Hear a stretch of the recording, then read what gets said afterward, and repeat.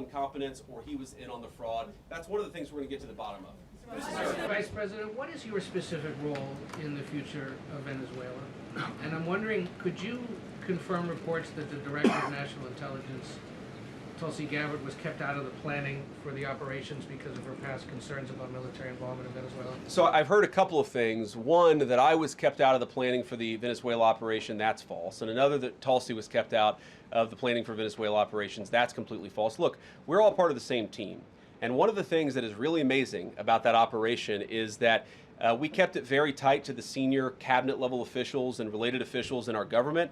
And we kept this operation secret for a very long time. I'm very proud of that. I think it suggests that the team works very well together. Well, looking ahead, what is my role? Look, my role is going to be whatever the president asks me to do. Has he asked you to do something yet? Well, every other day, I'm chairing the meeting that we do on this among White House principals to talk about next steps to try to ensure that Venezuela is stable, and as the president has directed us to do, to ensure that the new Venezuelan government actually listens to the United States and does what the United States needs it to do under our country's best interest. So I'm going to be as involved as the president wants me to be. So far, that's been very involved, and I'll keep on doing that so long as the president asks me to do it. How would you assure the Caribbean region that they will remain a zone of peace? Because some member states in the region are concerned.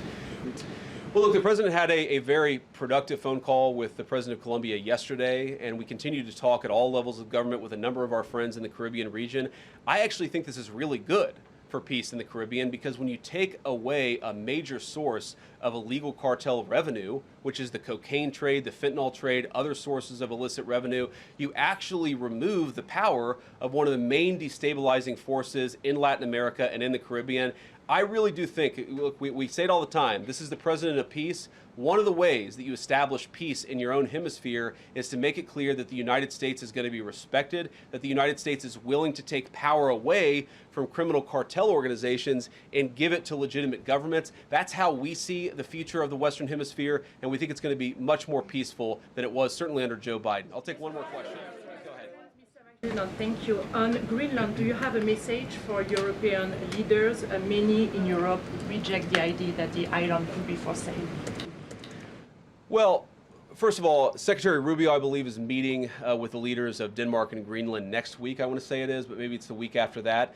We'll continue to deliver some of these messages in private, some of them in public, but I guess my advice to European leaders and anybody else would be to take the President of the United States seriously. What has he said about Greenland? Set to the side the crazy overreactions that I've seen from the press and from certain people in Europe. What has the President said? Number one, Greenland is really important, not just to America's missile defense, but to the world's missile defense. Number two, we know that there are hostile adversaries that have shown a lot of interest in that particular territory, that particular slice of the world. So what we're asking our European friends to do is to take the security of that landmass more seriously, because if they're not, the United States is going to have to do something about it. What that is, I'll leave that to the president as we continue to engage in diplomacy with our European friends and everybody on this particular topic. And again, we'll continue to deliver some of these messages in private, some of them in public, but I guess my advice to European leaders and anybody else would be to take the President of the United States seriously. If you like this video, then like, share and subscribe to Mirror Now.